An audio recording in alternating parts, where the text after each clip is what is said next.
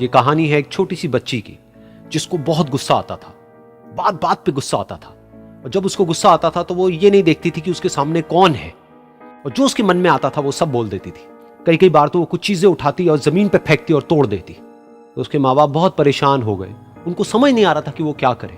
उन्होंने बहुत कोशिश करी उस बच्ची को समझाने की अलग अलग तरीके से, लेकिन वो बच्ची समझ ही नहीं रही थी। फिर एक दिन उसकी माँ ने उसकी ट्यूशन टीचर से बात करी, क्योंकि ट्यूशन टीचर ही एक ऐसी थी जिसकी कि वो बात सुनती थी। तो उसकी टीचर ने उसकी माँ की सारी बातों को सुना और उनको बोला कि आप चिंता मत करो, आने वाले कुछ दिनों के अंदर अंदर ही इस बच्ची का गुस्सा पूरी तरीके से खत्म हो जाएगा। उसकी माँ को समझ नहीं आया, लेकिन फिर भी उन्होंने कहा कि कोशिश करने में क्या जाता है। फिर उस दिन रोज की तरह जब वो टीचर आई और वो क्लास शुरू होने वाली थी, तो उसकी टीचर ने उस बच्ची से कहा कि आज हम पढ़ाई नहीं करेंगे, आज हम एक गेम खेलेंगे।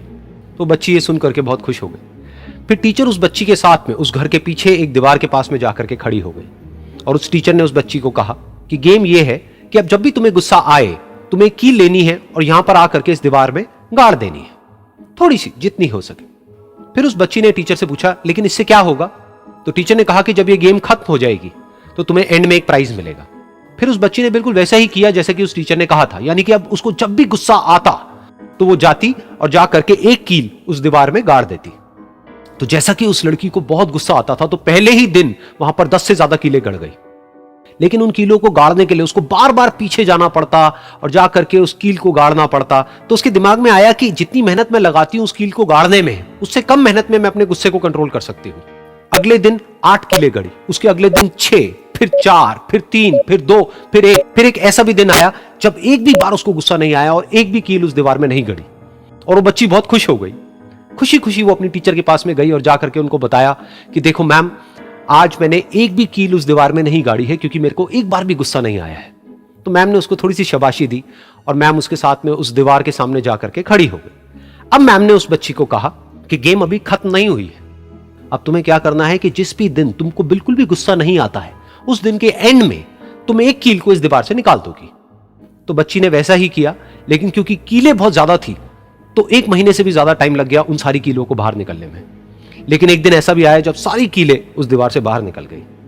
फिर वो बच्ची बहुत ही खुश होकर के अपनी टीचर के पास में गई और जाकर के बोला कि अब उस दीवार में एक भी कील नहीं है। तो उसकी टीचर उस बच्ची के साथ में उस दीवार के सामने जाकर के खड़ी हुई, उसने देखा कि एक भी कील नहीं है दीवार में। फिर उसको उसकी एक फेवरेट चॉकलेट गिफ्ट करी और बोला कि तुम इस प्राइज को जीत गई हो। बच्ची बहुत ही खुश हो गई।